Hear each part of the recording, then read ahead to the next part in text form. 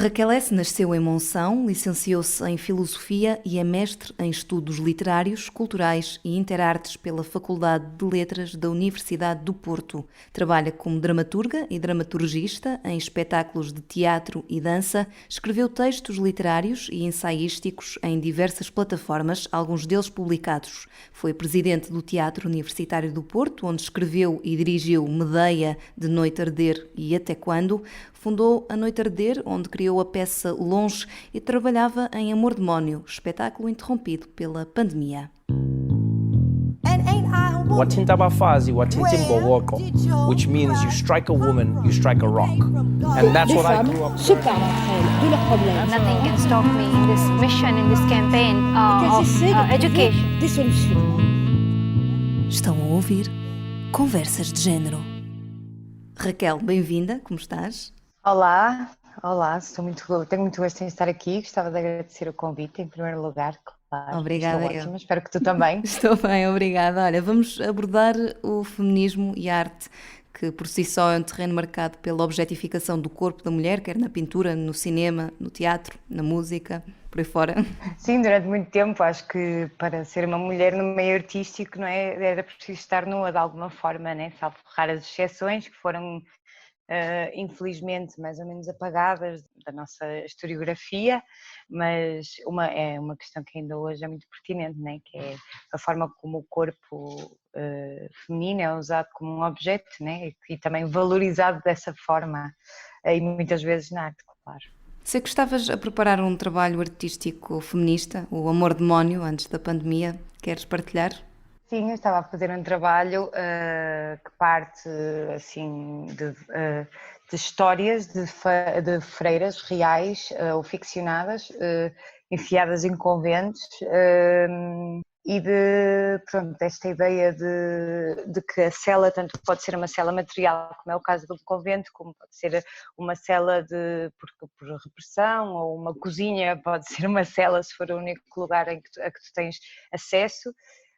Mas por outro lado também me interessava trabalhar sobre esta ideia de a cela, que é um lugar de exclusão, entre aspas, de alguma forma também pode ser um lugar de autodeterminação. Por exemplo, no início da prática literária, muitas destas freiras escreveram, e é interessante também pensar nisso, que é como é que este isolamento e este lugar fechado pode fazer com que surja uma iniciativa estética e artística.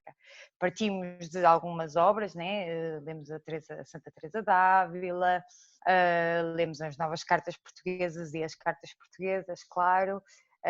Lemos o Do Amor e Outros Demónios, do Gabriel Garcia Marques, que até é assim um bocado mais fora da bibliografia, mas na verdade nos interessava muito, sobretudo por causa da ideia de exorcismo como uma forma de violência de género. A Sor Juana também é outra das freiras que também lemos, e estávamos a trabalhar acerca disto, num ponto de vista muito abstrato, e estávamos à procura ainda do que é ia ser o espetáculo quando foi interrompido o trabalho. Como é que a arte é um espelho dos comportamentos politizados e das estruturas de poder sexistas? Eu acho que de muitas formas. Acho que tanto, agora indo para um lado já mais de intervenção, tanto nos novos objetos e nos objetos de guerrilha ou de resistência ou até panfletários, que não é propriamente a minha coisa, mas acho que são objetos também válidos e pertinentes, tanto por causa do que existe para combater isso, que eu acho que se calhar também temos de começar a ouvir e ler estes objetos, estas manifestações artísticas de novos corpos, vozes de pessoas não consideradas brancas, por exemplo, né? Acho que tudo isto temos de começar a entender como um sinal do que é que está, do que foi durante muito tempo silenciado e posto para baixo. E depois há questões muito simples, sei lá, uma das coisas que eu acho muito...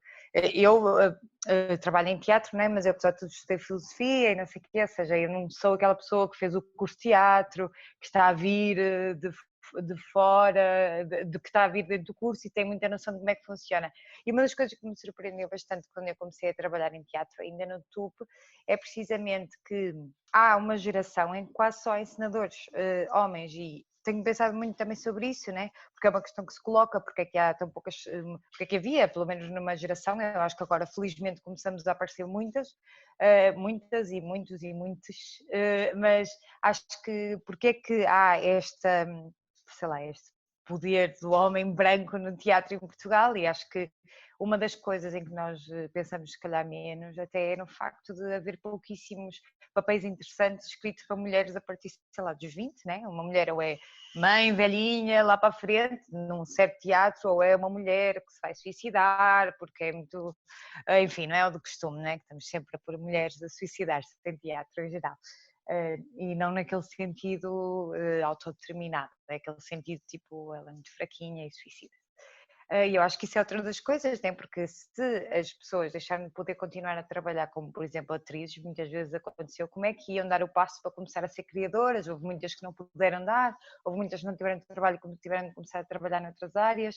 Isso para mim também é uma das coisas em que se vê, que há uma geração, que agora sei lá tem 40 e tais, em que há muito poucas encenadoras, especialmente no Porto. Eu diria, não é que não haja, há, mas há muito poucas, e isso para mim é um destes sinais, né?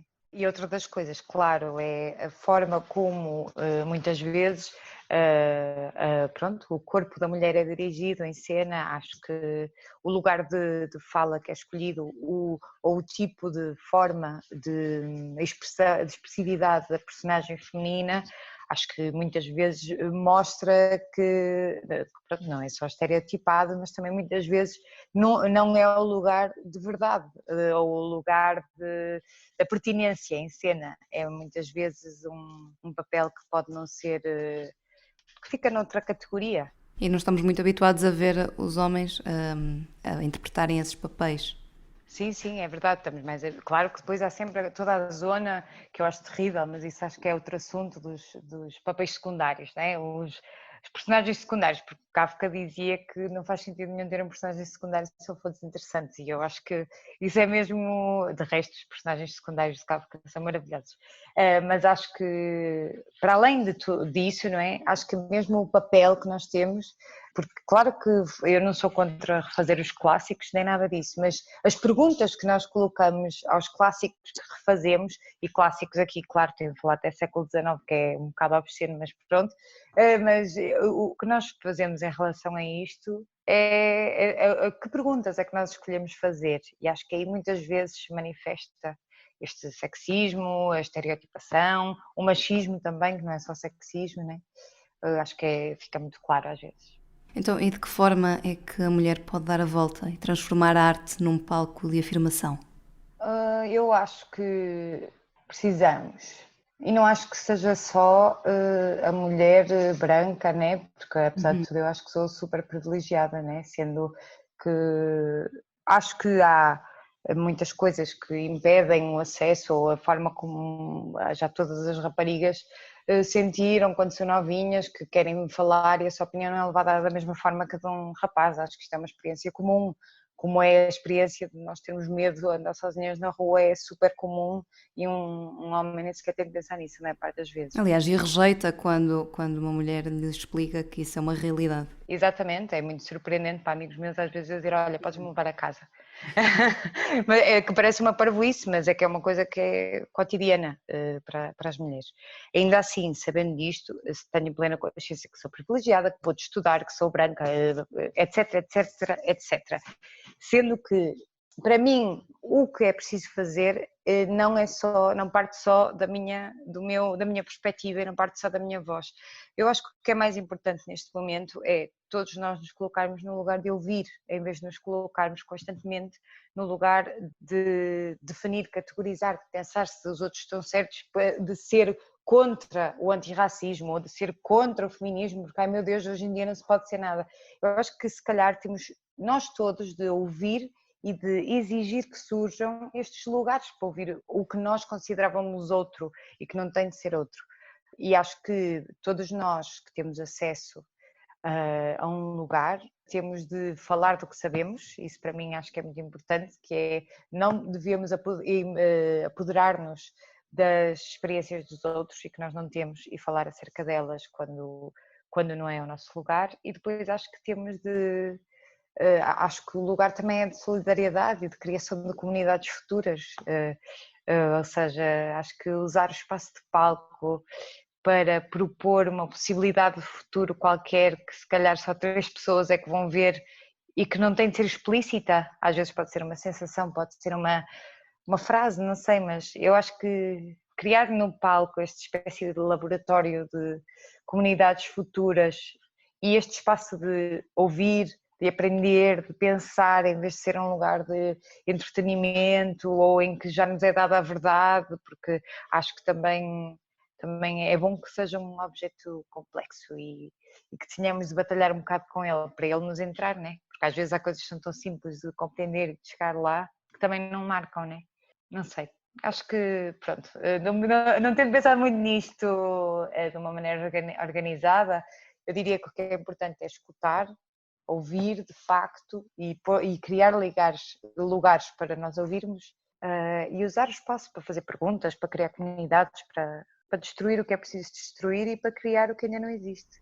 E é isso que fazes e que vais fazer com os teus espetáculos. Se tiver a sorte, sim, o privilégio e se tiver o trabalho e sempre a presença de espírito de fazer, será esse o meu objetivo, claro. Raquel S., obrigada. Muito obrigada, Susana, gostei muito.